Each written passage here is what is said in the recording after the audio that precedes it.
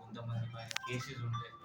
లిస్ట్లో సెలెక్ట్ అయిన తర్వాత కూడా కేసెస్ ఉన్న వల్ల వాళ్ళకి ఫైనల్ కాల్ లెటర్ రాలేదు. అట్లయినా ఇబ్బంది వస్తుంది. నా దగ్గర కూడా చాలామంది వస్తారు, ఆ పాస్పోర్ట్ వచ్చింది, వీసా వచ్చింది, బట్ ఫైనల్ అక్కడ కంపెనీలో, కువైత్లో, గల్ఫ్లో పోవాలి అంటే కేసు ఉన్నాయి, మనం పోలీస్ వెరిఫికేషన్ ఇవ్వము. సో అందరు గాంజాతో దూరం ఉండాలి. మనం గాంజా పైన ఒక డ్రగ్ వార్ చేయాలి. అందరు కలిపి చేస్తే జనాలు, అందులో రిపోర్టర్స్, మీడియా వాళ్ళు, కామన్ సిటిజన్, డాక్టర్స్ అందరు కలిపి ఒక వార్ చేస్తే మనం దీనిపైన గెలవచ్చు.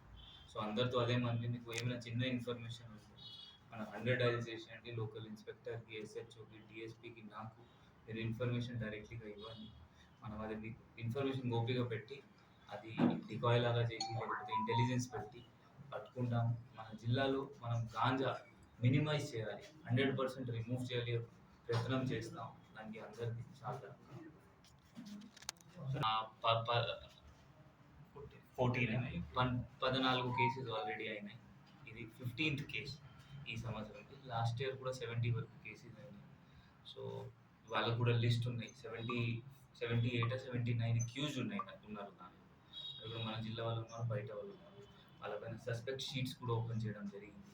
వాళ్ళకి రెగ్యులర్ చెకింగ్ కూడా నడుస్తుంది. వాళ్ళు మళ్ళీ అది దారికి పోతున్నారా లేదా, ఎవరైనా మళ్ళీ పోతే మళ్ళీ కేసు పెడుతున్నాం, జైలుకి